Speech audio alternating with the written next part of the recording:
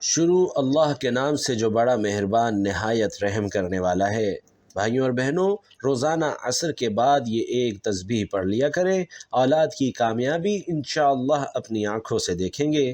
آپ کی ہر دعا قبول ہوگی اور ہر طرف اللہ کی رحمتوں کو برستا ہوا آپ اپنی آنکھوں سے دیکھیں گے۔ اللہ ایسے انسان پر اپنی رحمتیں اور برکتیں نازل فرماتا ہے جو روزانہ عصر کی نماز کے بعد یہ تسبیح کرتا ہے۔ ناظرین محترم، دعاؤں کا قبول نہ ہونا یہ کوئی نئی بات نہیں ہے، بلکہ ہمیشہ سے یہ سوال لوگوں کے ذہنوں میں چلا آ رہا ہے کہ آخر ان کی دعائیں قبول کیوں نہیں ہوتی؟ آخر کیا وجہ ہے کہ ہر طرح کے وظیفے اور عملیات کر کے دیکھ لیے لیکن کوئی نتیجہ نہیں ملتا؟ ناظرین، امام ابن قیم رحمۃ اللہ علیہ کہتے ہیں کہ دعائیں اور تعوذات یعنی ایسی دعائیں جن میں اللہ کی پناہ حاصل کی جائے کی حیثیت اسلحے کی طرح ہے، اور اسلحے کی کارکردگی اسلحہ چلانے والے پر منحصر ہوتی ہے۔ صرف اسلحے کی تیزی کارگر ثابت نہیں ہوتی، چنانچہ اسلحہ مکمل اور ہر قسم کے عیب سے پاک ہو اور اسلحہ چلانے والے بازو میں قوت ہو اور درمیان میں کوئی رکاوٹ بھی نہ ہو تو دشمن پر قاری ضرب لگتی ہے، اور ان تینوں اشیاء میں سے کوئی ایک چیز ناپید ہو تو نشانہ متاثر ہو جاتا ہے۔ ناظرین محترم، اس بیان سے واضح ہوا کہ کچھ حالات، آداب اور احکام ہیں جن کا دعائیہ الفاظ اور دعا مانگنے والے میں ہونا ضروری ہے، اور کچھ رکاوٹیں اور موانع چیزیں ہیں جو دعائیں قبول نہیں ہونے دیتی۔ چنانچہ ان اشیاء کا دعا مانگنے والے اور دعائیہ الفاظ سے دور ہونا ضروری ہے۔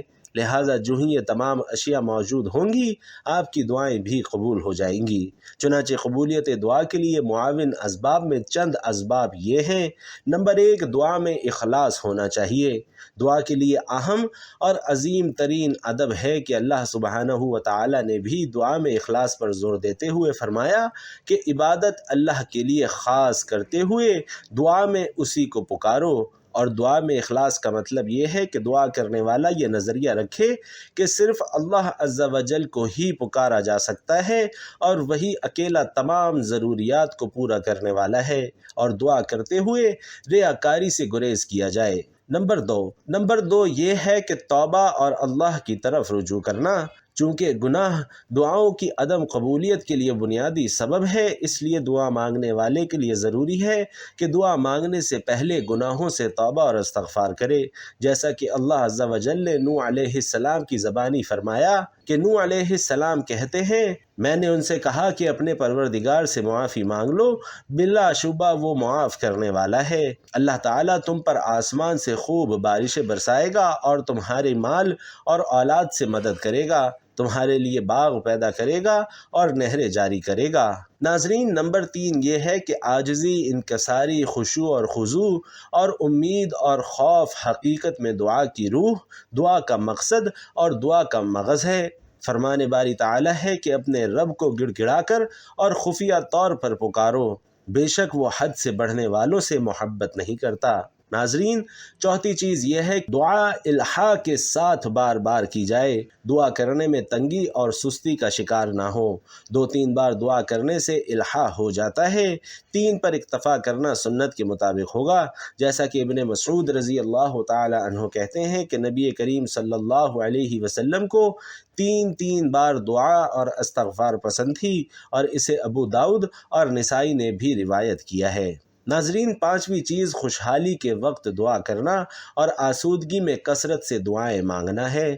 اس بارے میں نبی کریم صلی اللہ علیہ وسلم نے فرمایا کہ خوشحالی میں اللہ کو تم یاد رکھو، زبوں حالی میں وہ تمہیں یاد رکھے گا۔ امام احمد نے اسے روایت کیا ہے۔ اور ناظرین، 6ٹھی چیز دعا کی ابتدا اور انتہا میں اللہ سبحانہ و تعالیٰ کے اسماء حسنی اور صفات باری تعالیٰ کا واسطہ دینا ہے۔ فرمان باری تعالیٰ ہے اور اللہ تعالیٰ کے اچھے اچھے نام ہیں، تم انہی کا واسطہ دے کر اسے پکارو۔ ناظرین، 7ویں چیز جوامع الکلم، واضح اور اچھی دعائیں اختیار کرنا ہے۔ چنانچہ سب سے بہترین دعا نبی کریم صلی اللہ علیہ وسلم سے ثابت شدہ دعائیں ہیں۔ ویسے تو انسان کی ضرورت کے مطابق دیگر دعائیہ الفاظ سے بھی دعا مانگی جا سکتی ہے۔ اسی طرح دعا کے مستحب آداب یعنی یہ واجب نہیں ہے، ان میں یہ بھی شامل ہے کہ باوضو قبلہ رخ ہو کر دعا کریں، ابتدائے دعا میں اللہ تعالیٰ کی حمد و ثنا کریں، نبی کریم صلی اللہ علیہ وسلم پر درود پاک پڑھیں اور دعا کرتے ہوئے ہاتھ اٹھانا بھی مستحب ہے۔ قبولیت دعا کے امکان زیادہ قوی کرنے کے لیے قبولیت کے اوقات اور مقامات بھی تلاش کیجیے۔ چنانچہ دعا کے لیے افضل اوقات میں فجر سے پہلے سحری کا وقت، رات کا آخری تہائی حصے کا وقت، جمعے کے دن کے آخری لمحات، بارش ہونے کا وقت، اذان اور اقامت کے درمیان والا وقت ہیں، اور افضل جگہوں میں تمام مساجد مسجد الحرام کو خصوصی درجہ حاصل ہے۔ اور ایسے حالات جن میں دعاؤں کی قبولیت کے امکانات زیادہ روشن ہوتے ہیں وہ یہ ہیں کہ مظلوم کی دعا، مسافر اور روزے دار کی دعا، مجبور اور مشکل میں پھنسے ہوئے شخص کی دعا، اور ایک مسلمان بھائی کی اپنے مسلمان بھائی کے حق میں اس کی عدم موجودگی میں دعا کرنا شامل ہے۔ جبکہ دعا کی قبولیت کے راستے میں بننے والی رکاوٹوں میں درج ذیل امور شامل ہیں، جن میں سب سے پہلا یہ ہے کہ دعا کرنے کا انداز ہی نامناسب ہو۔ مثال کے طور پر دعا میں زیادتی ہو یا اللہ عز و جل کے ساتھ بے ادبی کی جائے۔ دعا میں زیادتی سے مراد یہ ہے کہ اللہ سبحانہ و تعالیٰ سے ایسی دعا مانگی جائے جو کہ مانگنا جائز نہیں ہے، جیسا کہ اپنے لیے دائمی دنیاوی زندگی مانگے، یا گناہ اور حرام اشیاء کا سوال کرے، یا کسی کو موت کی بد دعا دے دے۔ چنانچہ حضرت ابو ہریرہ رضی اللہ تعالی عنہ حضور صلی اللہ علیہ وسلم کا فرمان نقل کرتے ہیں کہ بندے کی دعا اس وقت تک قبول ہوتی رہتی ہے جب تک کہ وہ گناہ یا قطع رحمی نہ کرے۔ ناظرین، دوسرا سبب دعا کرنے والے شخص میں کمزوری ہونا ہے کہ اس کے دل میں اللہ تعالیٰ کی طرف متوجہ نہ ہو، یا پھر اللہ کے ساتھ بے ادبی کا انداز اپنائے۔ مثال کے طور پر دعا اونچی اونچی آواز سے کرے، یا اللہ سے ایسے مانگے کہ جیسے اسے اللہ تعالیٰ سے دعا کی قبولیت کے لیے کوئی چاہت ہی نہیں ہے، یا پھر تکلف کے ساتھ الفاظ استعمال کرے اور معنی اور مفہوم سے توجہ بالکل ہٹ جائے، یا بناوٹی آہو بکا اور چیخ و پکار میں مبالغے کے لیے تکلف سے کام لے۔ ناظرین، تیسری چیز دعا کی قبولیت کے لیے کوئی رکاوٹ موجود ہونا ہے۔ مثلا اللہ کے حرام کردہ کاموں کا ارتکاب کیا جائے، جیسا کہ کھانے پینے، پہننے، جائے اقامت اور سواری میں حرام مال کا استعمال ہو، ذریعہ آمدنی حرام کاموں پر مشتمل ہو، دلوں پر گناہوں کا زنگ چڑھا ہوا ہو، دین میں بدعات کا غلبہ ہو اور قلب پر غفلت کا قبضہ ہو۔ ناظرین، چوتھی چیز حرام کمائی کھانا قبولیت دعا کے لیے سب سے بڑی رکاوٹ ہے۔ چنانچہ حضرت ابو ہریرہ رضی اللہ تعالی عنہ کہتے ہیں کہ رسول علیہ السلام نے فرمایا، لوگوں بے شک اللہ پاک ہے اور پاکیزہ اشیاء ہی قبول کرتا ہے۔ چنانچہ اللہ تعالیٰ نے متقی لوگوں کو بھی وہی حکم دیا ہے جو رسولوں کو دیا۔ فرمایا کہ رسولوں، پاکیزہ چیزیں کھاؤ اور نیک عمل کرو، بے شک تم جو بھی کرتے ہو میں اسے بخوبی جانتا ہوں۔ اور مومنین کو فرمایا کہ اے ایمان والو، ہم نے تم کو جو پاکیزہ اشیاء عنایت کی ہیں ان میں سے کھاؤ۔ پھر اس کے بعد آپ صلی اللہ علیہ وسلم نے ایک آدمی کا ذکر فرمایا جس کے لمبے سفر کی وجہ سے پراگندہ اور گرد و غبار سے اٹے ہوئے بال ہیں، اپنے دونوں ہاتھوں کو آسمان کی جانب اٹھا کر کہتا ہے، یا رب، اس کا کھانا بھی حرام کا، پینا بھی حرام کا، اسے غذا بھی حرام کی دی گئی، ان تمام اسباب کی وجہ سے اس کی دعا کیسے قبول ہو۔ اس حدیث کو مسلم نے روایت کیا ہے۔ ناظرین، نبی کریم صلی اللہ علیہ وسلم نے اس شخص کا ذکر کرتے ہوئے کچھ امور بھی بیان فرمائے جن سے دعا کی قبولیت کے امکانات زیادہ روشن ہو جاتے ہیں۔ مثلاً کہ وہ مسافر ہے، اللہ کا ہی محتاج ہے، لیکن اس کے باوجود دعا اس لیے قبول نہیں ہوتی کہ اس نے حرام کھایا ہوا ہے۔ اللہ تعالی ہمیں ان تمام اسباب سے محفوظ رکھے اور عافیت نصیب فرمائے۔ ناظرین، پانچویں چیز دعا کی قبولیت کے لیے جلد بازی کرنا اور مایوس ہو کر دعا ترک کر دینا ہے۔ چنانچہ حضرت ابو ہریرہ رضی اللہ تعالی عنہ سے مروی ہے کہ آپ صلی اللہ علیہ وسلم نے فرمایا کہ تم میں سے کسی کی دعا اس وقت تک قبول کی جاتی ہے جب تک کہ قبولیت دعا کے لیے جلد بازی نہ کی جائے، اور کہہ دے کہ میں نے دعائیں تو بہت کی لیکن کوئی دعا قبول ہی نہیں ہوتی۔ بھائیوں اور بہنوں، چھٹی چیز مشیت الہی پر قبولیت دعا کو معلق کرنا ہے۔ مثال کے طور پر یہ کہنا کہ یا اللہ، اگر تو چاہے تو مجھے معاف کر دے، بلکہ دعا کرنے والے کو کہنا چاہیے کہ وہ پرعزم کامل کوشش اور الحاح کے ساتھ دعا مانگے۔ نبی کریم صلی اللہ علیہ وسلم کا فرمان ہے کہ تم میں سے کوئی بھی دعا کرتے ہوئے ہرگز یہ مت کہے کہ یا اللہ اگر تو چاہے تو مجھے معاف کر دے، یا اللہ اگر تو چاہے تو مجھے رزق عطا کر، بلکہ پختہ عزم کے ساتھ مانگے، کیونکہ اللہ تعالیٰ کو کوئی بھی مجبور نہیں کر سکتا۔ قبولیت دعا کے لیے یہ لازمی نہیں کہ ان تمام آداب کو بیک وقت ملحوظ خاطر رکھے اور یہ تمام رکاوٹیں بھی نہ ہوں، کیونکہ ایسی صورتحال نادر ہی پائی جاتی ہے، لیکن پھر بھی انسان کو اپنی استطاعت کے مطابق ان آداب کو ملحوظ خاطر رکھنے کی کوشش ضرور کرنی چاہیے۔ یہ بات بھی ذہن نشین ہونی چاہیے کہ قبولیت دعا کی کئی صورتیں ہیں۔